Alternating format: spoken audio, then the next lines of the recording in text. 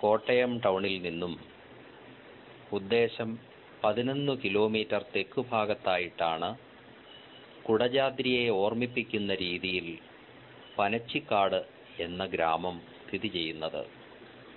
പ്രപഞ്ചമാതാവായ സാക്ഷാൽ മഹാകാളി സരസ്വതീ രൂപത്തിൽ അനുഗ്രഹം ചൊരിയുന്ന ഒരു പുണ്യസ്ഥലമാണ് ദക്ഷിണ മൂകാംബി എന്ന പേരിൽ അറിയപ്പെടുന്ന പനച്ചിക്കാട്. ക്ഷേത്ര ഗോപുരത്തിൽ എത്തുമ്പോൾ ആദ്യം കാണുന്നത് പുരാതനമായ ഒരു വിഷ്ണു ക്ഷേത്രമാണ്. ഈ ക്ഷേത്രത്തിന് വലം വെച്ച് വരുമ്പോൾ അതിന് തൊട്ടു താഴെ ഒരു സരസിന്റെ മധ്യത്തിലായിട്ടാണ് സരസ്വതീ ദേവി കുടികൊള്ളുന്നത്. ഈ ദേവിയുടെ മൂലബിംബം പനച്ചി എന്നു പേരുള്ള സരസ്വതീലത പടർന്നു പിടിച്ച് മൂടപ്പെട്ടിരിക്കുന്നു. അതിന് എതിർവശത്തുള്ള അർച്ചനാബിംബത്തിലാണ് പൂജ നിവേദ്യാദികൾ നടന്നു വരുന്നത്.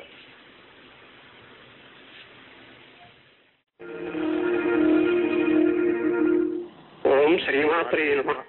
ഓം ശ്രീ മഹാരാജ്ഞേ നമഃ. ഓം ശ്രീമത് സിംഹാസനേശ്വര്യേ നമഃ.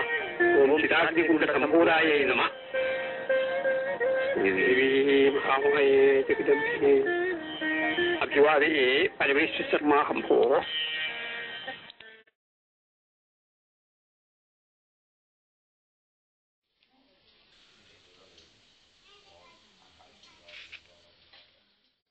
മൂലഗ്രഹത്തിന്റെ പാദങ്ങളെ തഴുകിയെത്തുന്ന വറ്റാത്ത നീരുറവ ഇവിടെ താഴെയുള്ള തീർത്ഥക്കുളത്തിൽ പതിച്ചുകൊണ്ടേയിരിക്കുന്നു. ദേവിയുടെ കാവൽക്കാരിയായ യക്ഷിയമ്മയെ ക്ഷേത്രത്തിനു മുകളിലുള്ള ഒരു ചെറിയ ശ്രീകോവിലിൽ കുടിയിരുത്തിയിരിക്കുന്നു. ക്ഷിപ്രപ്രസാദിയും ക്ഷിപ്രകോപിയുമായ ഈ യക്ഷിയമ്മയ്ക്ക് വറപ്പൊടി നിവേദ്യമാണ് ഭക്തജനങ്ങൾ അർപ്പിക്കാറുള്ളത്. ഈ യക്ഷിയമ്മയുടെ പ്രതിഷ്ഠയ്ക്ക് സമാന്തരമായി ഒരു ബ്രഹ്മരക്ഷസിനെയും പ്രതിഷ്ഠിച്ചിട്ടുണ്ട്. ഈ ദിവ്യ സരസിൽ കുടിയിരിക്കുന്ന മൂകാംബികയായ സരസ്വതീ ദേവിയെ ഒരിക്കൽ കൂടി താണു വണങ്ങിയ ശേഷം ദേവീ വിചാരത്തോടെ ഞങ്ങൾ യാത്രയായി.